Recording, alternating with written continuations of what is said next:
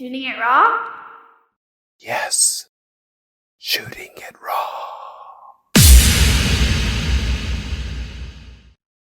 You know, Sheila, I want to thank you. I know this is a very hard conversation, but hopefully in between the lines, a listener is going to connect with it and hopefully get a slightly more enriched image of what's actually happening. So here's the photo. Sheila. What photo is that? I don't remember now. Okay, it's a cartoon. It's a graphic. It says England then and England now. So right. On the left is the Big Ben it's like one of the sort of the guards. I'm revealing my ignorance here. Buckingham Palace, yeah. Buckingham Palace guard. And on the right is it's not Big Ben. It's turned into a mosque. And it's some fellow with black beard. So it's an inversion of the black hat, which is now a beard, carrying I guess the point of this cartoon is that England is going to change back in the day of the British Empire to now a more jihadist reality. So was this meant to be the optimistic image? No, the optimistic image was taken out, but I'll end on an optimistic note.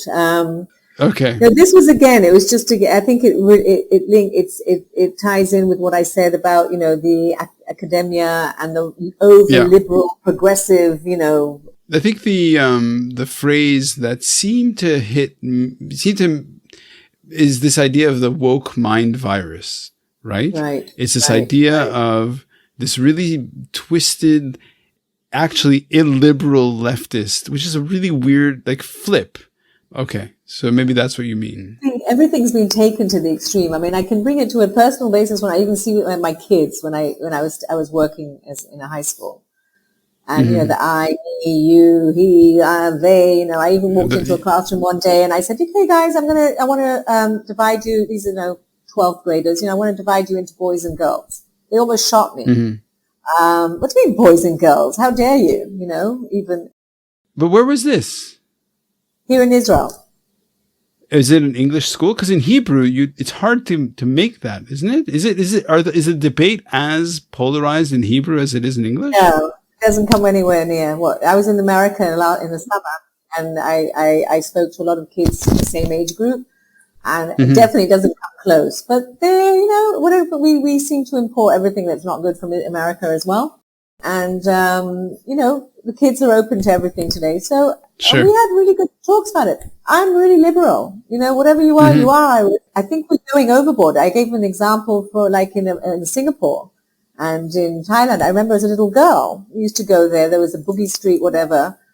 There were transgenders left, right, and center. No big deal. No one made an issue out of it. And by making an issue out of all these things, by going over, then I think, it's all connected. The same thing with the Hamas and the Me Too and everything. Everyone's taking things to an extreme today, I think.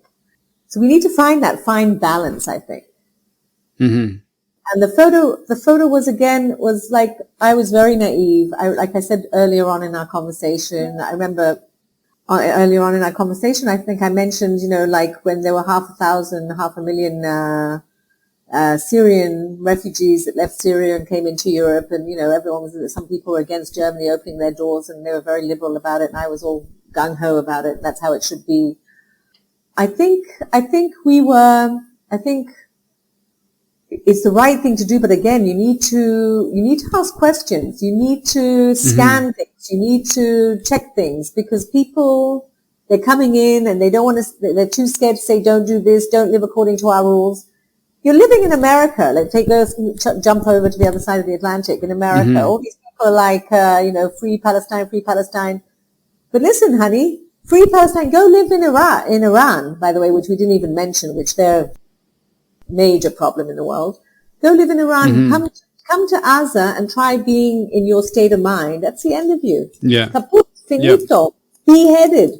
We even have it here in Israel. We even have Arab Israelis that, it's still some in the culture that you could just murder someone for really simple things that you and I would be outraged by, Yeah.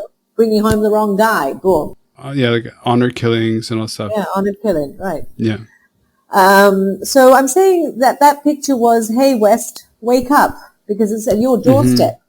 It's here now. I feel we're fighting a battle and trying to bring a message to the world. Let's find a fine balance. It's not being compassionate. It's not, let's live together in peace and love, but let's not be naive.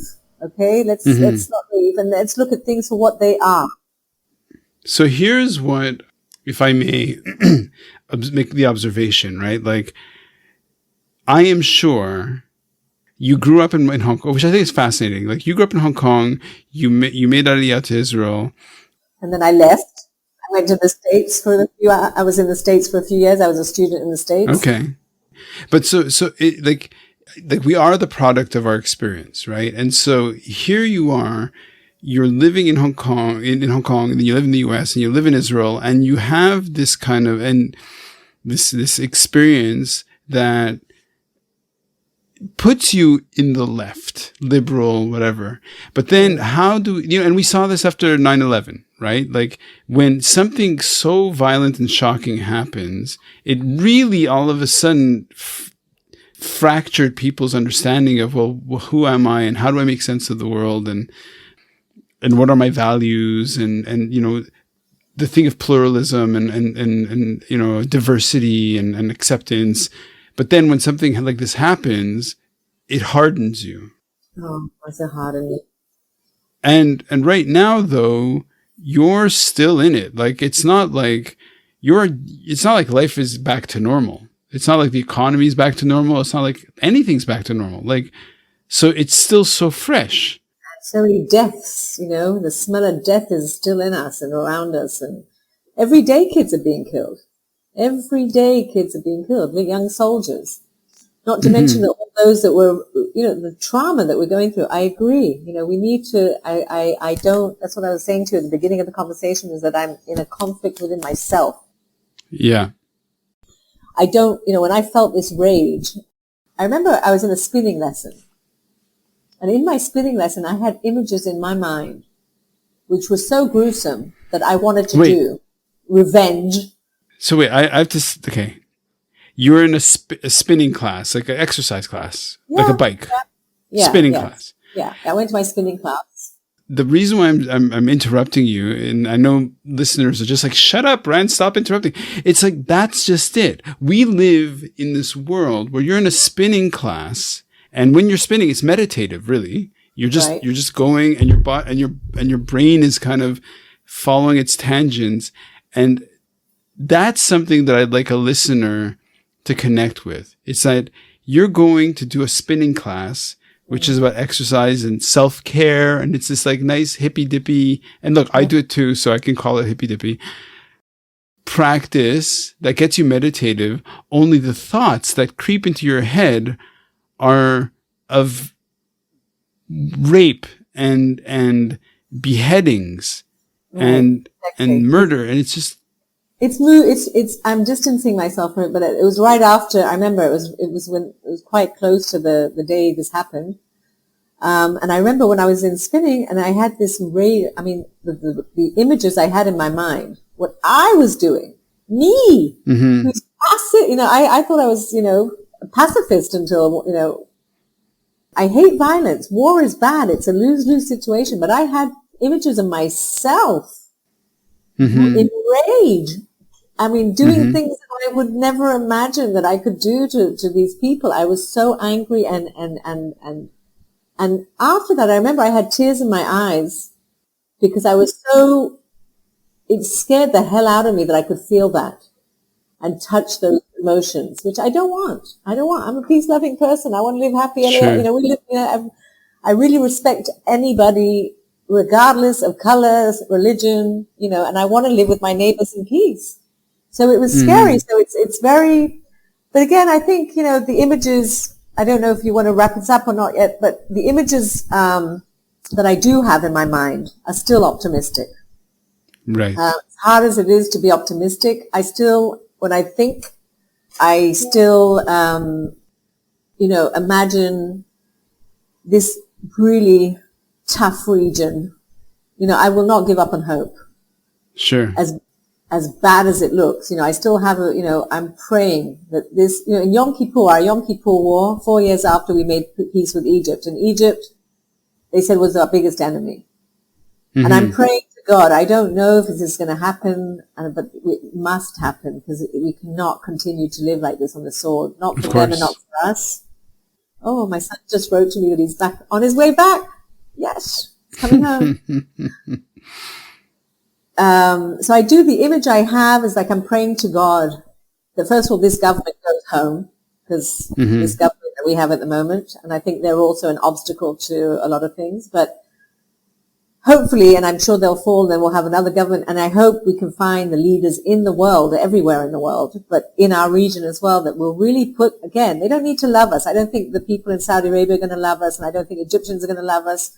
And it'll take years and years and years until we can actually love one another. But for the time being, to put the focus on finding a way to live and let this region blossom, including the Palestinians, and put all our focus now. That's what I see. It's like the moderate Saudis. We made, the Emirates, Egyptians, Jordanians.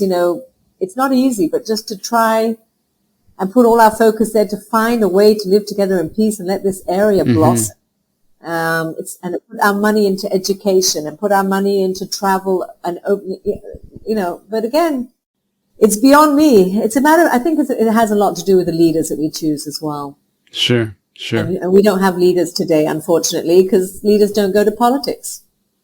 Well, okay. So because these conversations go by quickly, and I do have to kind of lead this to a close. I'm going to ask somebody to imagine what it must be like to be in your shoes. And then I find it really annoying because somebody's going to be like, yeah, well, why don't you ask people to be in a Palestinian's shoes? It's like, okay, we'll get to that. But right now, to connect with your normal, like here, you're just a mom who just got a message from her son saying, I'm coming back home. Right. And so how do we make every second count? Focus on the good. Focus on the good. On the value, the family and friendships and nature. There's a lot of, even with everything that we're going through, children, be around little babies. And children, I teach young children as well. That's amazing. They're so real and pure, and they haven't been, brainwashed yet. And I think, it's waves in life. And we're going through a bad wave now. Sure as shit. But it will, after every dark hour, there is light. And I think you can't hope, there's no half hope. And hope is more powerful than fear. And I think it's our thoughts and our imagination. And that's another thing we didn't touch upon, but it's also to keep in our minds what we want life to be. And parallel to that, be realistic. And I go back and I say, until this point, until October 7th, every time I saw a little Palestinian boy with a knife coming to, stab one of us, all I wanted to do was hug him. Run up to I'm talking about young kids, 10, 12, 13-year-olds that come, to stab us. And they do. I mean, we have all the kids. All I want to do is hug him. And I think that's what we need to, again, this period has been a little harder for me to say, yes, I want to come and hug him. I probably want to give a, bloody kick up the ass. But I want to come back to that point. I want to come back to that point, and I want to spread compassion and empathy, and we need to meet and bring us together. I see it in our country, what's happening here. It's amazing. Okay, Sheila, Goisai, thank you so much for your time and for sharing. And this was full on. Okay, thank you so much. Thank you for having me.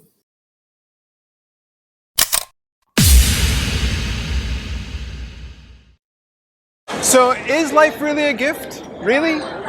Can you make every second count? That's the whole point of the podcast. So if you like what you've seen and you're inspired, because that really is my mission, then please give it a like, subscribe, and share. Shooting it raw? Yes, shooting it